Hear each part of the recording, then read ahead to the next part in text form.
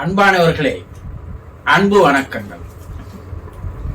ஒரு அன்பர் குருஜி அகால மரணம் அடைந்து விடுகிறார்கள். அவர்களுடைய ஆன்மாக்கள் எப்படியெல்லாம் வாழ்கிறது என்பதை பற்றி தெளிவாக கூற முடியுமா என்று ஒரு கேள்வியை கேட்டிருக்கிறார். அகால மரணம் என்றால் என்ன? அதை துர்மரணம் என்றும் சொல்வார்கள். மரணங்கள் இரண்டு வகையில் நடைபெறுகிறது. ஒன்று கால மரணம், இரண்டு அகால மரணம்.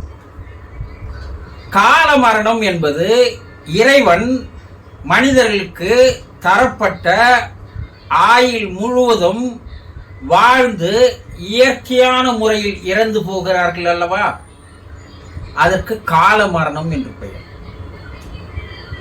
இறைவன் ஒரு 80 ஆண்டுகள் வாழ வேண்டும் என்ற ஆயுளை தந்திருக்கிறான்.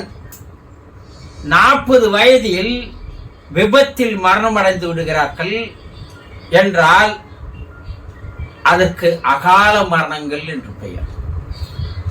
அந்த முழுமையான வாழ்க்கை வாழவில்லை.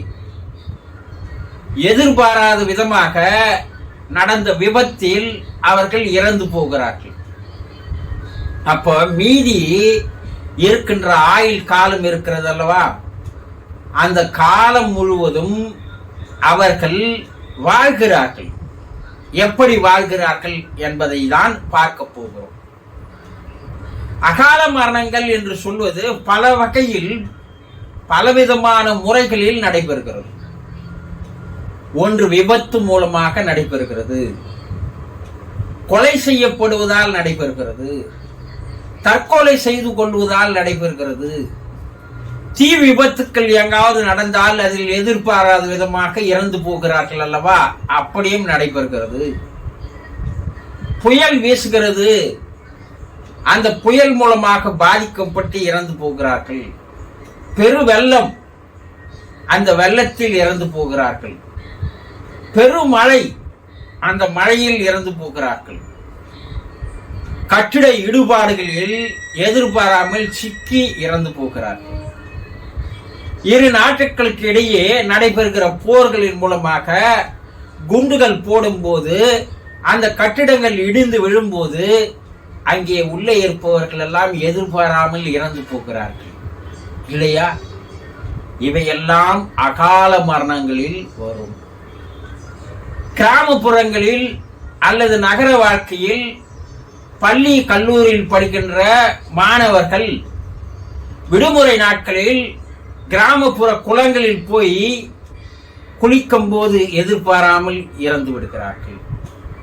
நகர வாழ்க்கையில் கடலுக்கு வந்து பீச்சை பார்த்து கொண்டிருந்தவர்கள் அந்த கடலுக்குள் இறங்கி நீச்சல் அடிக்க தெரியாமல் கடலுக்குள் இழுத்து போகி விடுகிறார்கள், இறந்து போகிறார்கள்.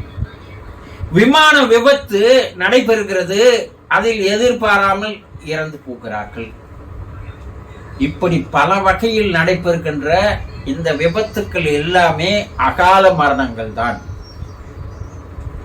அப்படி அகால மரணங்களில் இறந்து போகின்ற அந்த ஆன்மாக்கள் 80 வயது வரை வாழ வேண்டும் என்றால் 40 வயதில் 50 வயதில் 60 வயதில் 10-20 வயதில் இறந்து போனால் கூட மீதி இருக்கின்ற அந்த ஆயுள் முழுவதும் அது ஆன்மாக்களாக ஆவிகளாக தான் அங்கேயே வாழ்ந்து கொண்டிருக்கும். அதை சாந்திப்படுத்தாத வரை மீதி ஆயுள் காலம் முழுவதும் அந்த குறிப்பிட்ட இடத்திலேயே தான் அவை வாழும். இதைதான் தேக்க முறை ஆன்மாக்கள் என்று சொல்வார்கள்.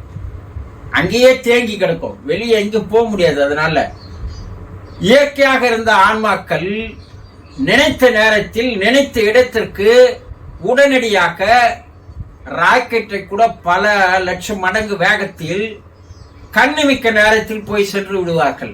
ஏனென்றால் அந்த ஆன்மா திணிவு இல்லாத ஆன்மா, அடர்த்தி இல்லாத ஆன்மா.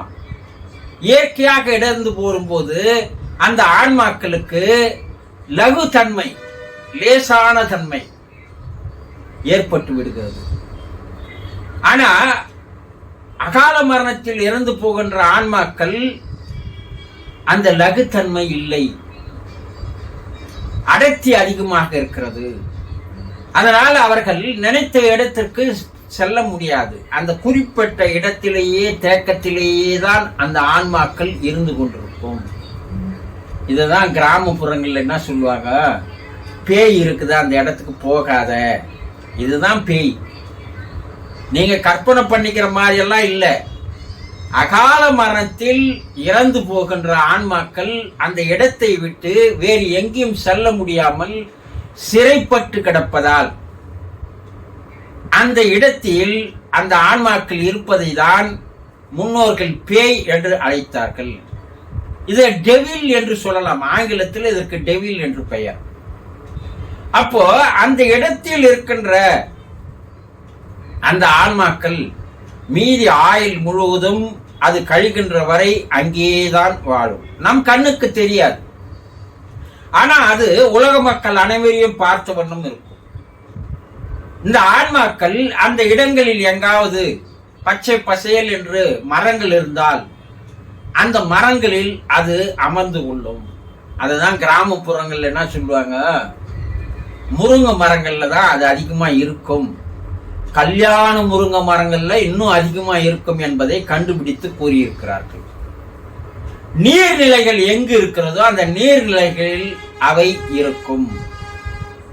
இருட்டான பாழடைந்த பங்களாக்கள், இருட்டான பாழடைந்த கோயில்கள், சாத்தான்கள் வாழும் இடம் சொல்றாங்க இல்லையா, அது போல இடங்களில் அவை வசிக்கும், அந்த அருகில் எங்காவது இருந்தால்.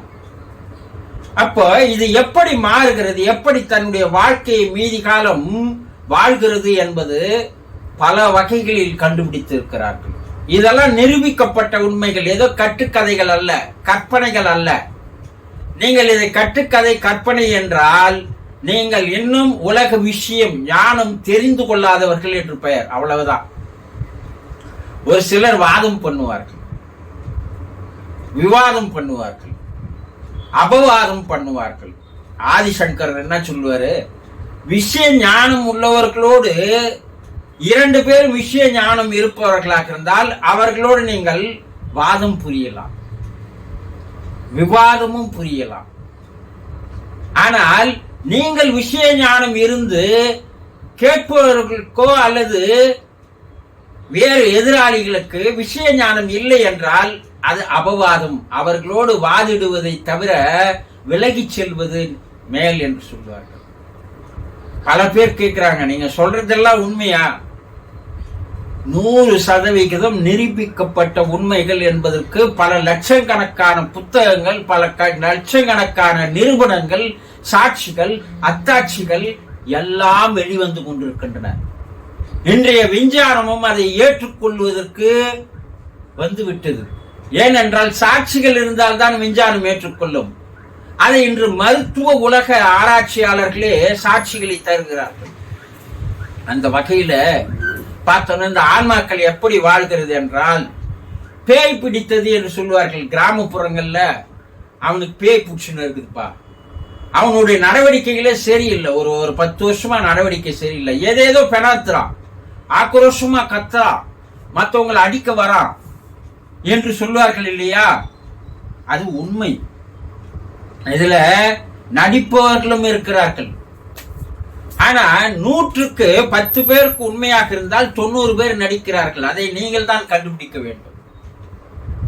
இந்த பலவீனமான மனிதர்கள், ஒரு சிலருக்கு மனம் பலவீனமாக இருக்கும், அல்லது பயம் அச்சம் இருப்பவர்கள், உடனேயே உணர்ச்சி வசப்படக்கூடியவர்கள், இப்படிப்பட்ட ஆட்களை தேர்ந்தெடுத்துக் கொண்டு அந்த ஆன்மாக்கள் இருக்கின்ற இடங்களில் அவர்கள் கடந்து செல்லும் போது அந்த கடந்து செல்பவர்களுடைய உடலை உள்ளே இந்த அகால மரணம் அடைந்த ஆன்மாக்கள் புகுந்து விடுகிறது.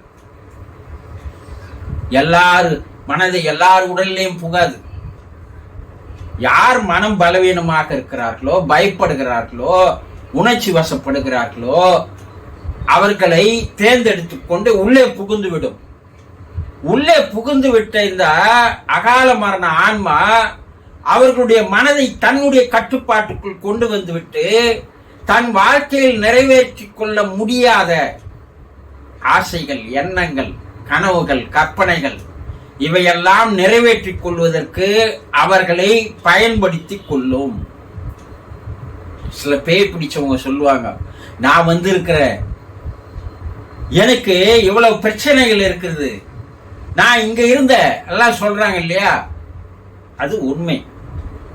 இது எப்படி? நீங்க ஒரு வீட்டுல வாடகைக்கு இருக்கிறீங்க, திடீர்னு எதிர்பாராத விதமா அந்த வீட்டினுடைய ஓனர் வந்து பல ஆட்களை வச்சு உங்க பொருள் எல்லாம் தூக்கி வெளியே போட்டுட்டு நான் வீட்டை காலி பண்ணி ஆக்கணும் அப்படின்னு சொன்னா உங்களுடைய மனம் எப்படி இருக்கும்? ஏங்க நீங்க ஒரு 2-3 மாசம் முன்னாடி சொல்லி இருக்கணும், எனக்கு வேற வீடு நான் பார்க்கறதுக்கு எனக்கு நேரம் வேணும், டைம் வேணும் எல்லாம் கேட்பீங்கல்ல. அவன் அடாப்புடியா எனக்கு தெரியாது, எனக்கு நாளைக்கு வீடு வேணும்னு எல்லாம் தூக்கி போட்டா உங்க மனம் எவ்வளவு கவலைப்படும், தெருவில் நிற்பீர்கள் அல்லவா? ஒரு சிலருக்கு மனம் கவலைப்படும், வேதனைப்படும். ஒரு சிலர் இவனை எப்படியாவது பழி வாங்கி ஆக்க வேண்டும் என்ற பகை உணர்வு வரும் இல்லையா? இதே நிலைமைதான். நான் 100 ஆண்டுகள் 80 ஆண்டுகள் வாழப்போகிறேன் என்று இருந்த அந்த வீட்டில் திடீரென்று விபத்தின் மூலமாக அந்த ஆன்மாவை தூக்கி வெளியே அடித்து விட்டால் தனக்கு வீடு கிடைக்காத நிலையில் தெருவில் நிற்கின்ற அந்த ஆன்மாக்கள் யாரையாவது பழி வாங்க வேண்டும் என்ற எண்ணத்தோடு தான் அலைகிறது என்பதை கண்டுபிடித்திருக்கிறார்கள். அப்போ இந்த ஒரு முறையில் அவை வாழ்கிறது. இரண்டாவது முறையில் பார்த்தீங்கன்னா 5 வயசுல இருந்து 8 வயசு குழந்தைகள் ஆணாக இருந்தாலும் பெண்ணாக இருந்தாலும் மனம் அவர்களுக்கு வேலை செய்யாது. பெரிய மனிதர்களுக்கு இருப்பது போல மனம் அவர்களுக்கு வேலை செய்வதில்லை. அதனால் மனம் அலைன்மெண்ட் யார் ரொம்ப குறைவாக இருக்கிறார்களோ, மன வலிமை யாருக்கு குறைந்து இருக்கிறதோ அந்த குழந்தைகளின் உடலில் இந்த ஆன்மாக்கள் போய் புகுந்து கொண்டு தன்னுடைய முற்கால வாழ்க்கையை அந்த குழந்தைகள் மூலமாக வெளிப்படுத்தி காட்டுகிறது. நான் போன பிறவியில் அகால மரணம் அடைந்தேன், இந்த இடத்தில், இந்த ஊரில், இந்த வாகனத்தால் நான் இறந்து போனேன், என்னுடைய பெயர் இது, என்னுடைய தாய் தகப்பன் பெயர் இது, என்னுடைய ஊர் இது, இதையெல்லாம் எடுத்து சொல்கிறது அந்த குழந்தைகள். இது சாத்தியம்தானா? 100% சாத்தியம் என்பதை பல ஆயிரம் நபர்களிடம் நேரடியாக அழைத்து சென்று விசாரணை நடத்தி அவையெல்லாம் 100% உண்மை என்பதை பல வெளிநாடுகளில் பல ஆராய்ச்சியாளர்கள் கண்டுபிடித்து அதை புத்தகங்களாகவே வெளியிட்டு இருக்கிறார்கள். வெளிநாடு வீட்டெல்லாம் நம்ம நாட்டில் பெங்களூரில் இப்படி ஆராய்ச்சி செய்கின்றவர் சத்தீன் என்று சொல்லக்கூடிய சத்தின் பாலகிரி என்று சொல்லக்கூடிய ஒரு ஆராய்ச்சியாளரும் ஸ்டீவன்சன் என்று சொல்லக்கூடிய ஆராய்ச்சியாளரும் இந்தியாவிலேயே 10,000 மேற்பட்ட ஆட்களை கண்டுபிடித்து அவர்கள் அந்த குழந்தைகள் கூறுவது எல்லாம் உண்மை என்பதை போன பிறவியில் அவர்கள் வாழ்ந்த இடங்களை எல்லாம் நேரடியாக போய் கண்டுபிடித்து உண்மை என்பதை தெளிவுபடுத்தி இருக்கிறார்கள். இப்படி அந்த அகால மரணம் அடைந்த ஆன்மாக்கள் அந்த குழந்தைகள் மூலமாக தன்னுடைய முற்கால வாழ்க்கையை எடுத்து கூறுகிறது. மூன்றாவது, இந்த விபத்தில் அடிப்பட்டவர்கள், தீ காயங்கள் ஏற்பட்டவர்கள், சுட்டுக் கொல்லப்பட்டவர்கள், கொலை செய்யப்பட்டவர்கள், இவர்களுடைய உடலில் இருக்கின்ற வடுக்கள், அந்த வடுக்கள் அதே காயங்களோடு அடுத்த பிறவியில் குழந்தையாக பிறக்கும் போது அதே காயங்களோடு அந்த குழந்தைகள் பிறந்திருக்கிறார்கள் என்பதை பல சாட்சிகள் காட்டுகிறது. அப்போ கொலை செய்யப்பட்டவன் எந்த இடத்தில் கத்தியால் கொலை செய்யப்பட்டானோ, தற்கொலை செய்யப்பட்டவன் கழுத்தில் இருக்கின்ற அந்த அடையாளங்கள், தீபந்தத்தில் எரிந்து போன சில அங்கையின உறுப்புகள், இவையெல்லாம் அடுத்த பிறவியில் தொடர்கிறது என்பதையும் நிரூபித்து காட்டியிருக்கிறார்கள். மேலும் இந்த அகால மரணம் அடைந்த அந்த ஆன்மா ஒரு ஆன்மாவிற்குள் புகும்போது இந்த உடல் இருக்கின்ற ஆன்மா, உடல் இல்லாத ஆன்மா இரண்டுக்கும் ஒத்து போகவில்லை என்றால், ஒரே அலைன்மென்ட் வரல, இந்த அகால மரணம் அடைந்த ஆன்மா புகுந்த ஆன்மாவை தன்னுடைய கட்டுக்குள் கொண்டு வர முடியாமல் போய்விட்டால் அங்கே இந்த உடல் இருக்கின்ற ஆன்மாக்களுக்கு வியாதிகளை நோய்களை உண்டு பண்ணி அவர்களை பல வகையில் துன்புறுத்துகிறது என்பதையும் கண்டுபிடித்திருக்கிறார்கள். அடுத்து தான் வாழ்ந்த போது யாரோடெல்லாம் நெருக்கமாக இருந்தோமோ, குடும்ப உறுப்பினர்களோடு, நண்பர்களோடு, உறவினர்களோடு நெருக்கமாக இருந்த அந்த ஆன்மா திடீரென்று அகால மரணம் அடைந்தவுடன் அந்த வெளியே வருகின்ற அந்த ஆன்மா இவர்களை எந்த வகையிலாவது துன்புறுத்துகிறது, கஷ்டப்படுத்துகிறது, அவர்களை பல்வேறு இன்னல்களுக்கு ஆளாக்குகிறது, அவர்களை விபத்துக்கு ஆளாக்குகிறது, தற்கொலை செய்ய தூண்டுகிறது என்பதையெல்லாம் கூட கண்டுபிடித்திருக்கிறார்கள். இதைதான் நம்ம கிராமப்புறங்கள்ல முனீஸ்வரன் என்று சொல்வார்கள். பல ஆயிரக்கணக்கான முனீஸ்வரர்கள் இருக்கிறார்கள். ஆண்கள் அகால மரணம் அடைந்து விட்டால் அந்த முனீஸ்வரர்களாக அவர்களை வணங்குவது கிராமப்புறங்களில் இருக்கிறது. அதே போல கன்னிப்பை என்று சொல்லுவார்கள், காட்டேரி என்று சொல்லுவார்கள். இதெல்லாம் அகால மரணங்களில் இழந்த ஆன்மாக்களை குறிக்கின்ற ஒரு உருவகங்கள் தான். சரி, இதெல்லாம் இந்த அகால மரணம் அடைந்த ஆன்மாக்கள் யாரை பாதிக்க செய்வதில்லை என்றால், ஆதி காலம் முற்று இந்த காலம் வரை, வேத காலத்திலிருந்து இந்த காலம் வரை ஒரு குருவினிடம் தீட்சை பெற்றுவிட்டால் அவனுக்கு மன வலிமையும் மன திணிவும் தைரியமும் ஏற்பட்டு விடுகிறது. அதே நேரத்தில் குருவனுடைய அருளும் இறை அருளும் அவனை சுற்றி இருக்கின்ற காரணத்தினால் அவர்களை இந்த ஆன்மாக்கள் நெருங்குவதில்லை என்பதையும் கண்டுபிடித்திருக்கிறார்கள். இப்படி அகால மரணம் அடைந்த ஆன்மாக்கள் மீதி இருக்கின்ற ஆயுள் காலத்தை இப்படி பல்வேறு வகையில் அவை வாழ்ந்து வருகிறது என்பது 100% உண்மை என்பதை பல்வேறு ஆராய்ச்சிகளில் நிரூபிக்கப்பட்டு வெளியிடப்பட்டு இருக்கிறது. புரிந்து கொண்டீர்களா? சந்தோஷம்.